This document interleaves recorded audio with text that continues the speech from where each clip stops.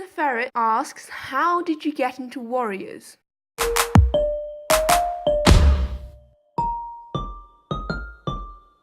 Hello everyone, Stormy here, and how did I get into Warriors? That is a great question. It's quite a story actually. So, where do I begin? It feels like such a long time ago. So, it was at school one day, and I have this great friend, we'll call him Miko. Miko and we were art buddies, right?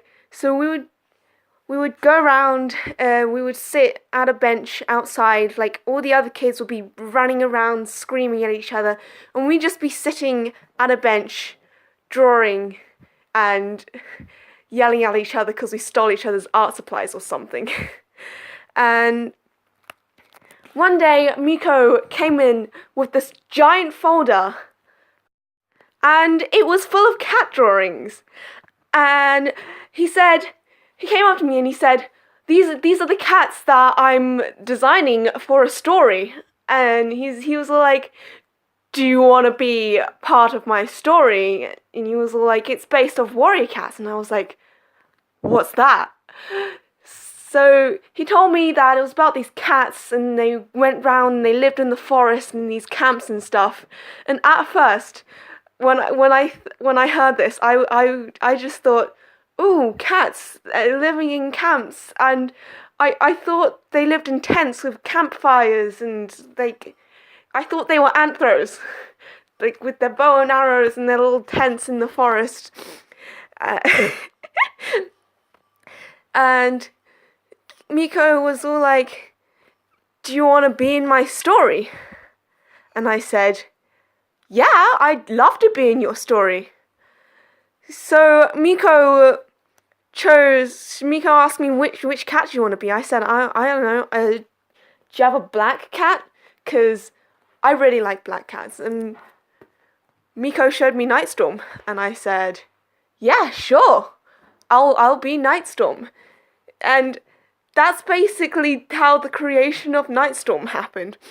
And then my school hosted a story writing contest. I went, okay, I'm writing about these cats who live in the forest in these camps. But they weren't actually camps because they were more like tree houses, like actual, and the cats had powers. And then Miko saw my story and he was all like, yeah, you have no idea what warrior cats is, do you? And I was like, yeah, no, I have no idea. So for my birthday, he decided to give me my first ever Warrior Cats book. And because we were artist buddies, he drew Nightstorm and as like on a piece of paper as like a cover wrap. And he wrapped it around the cover, and it was Into the Wild, obviously. I mean, what other book would you read for your first Warriors book? And I read it and I was like, wow, boy was I wrong. Warrior cats has nothing to do with living in tents and whatever. They're literally wild cats.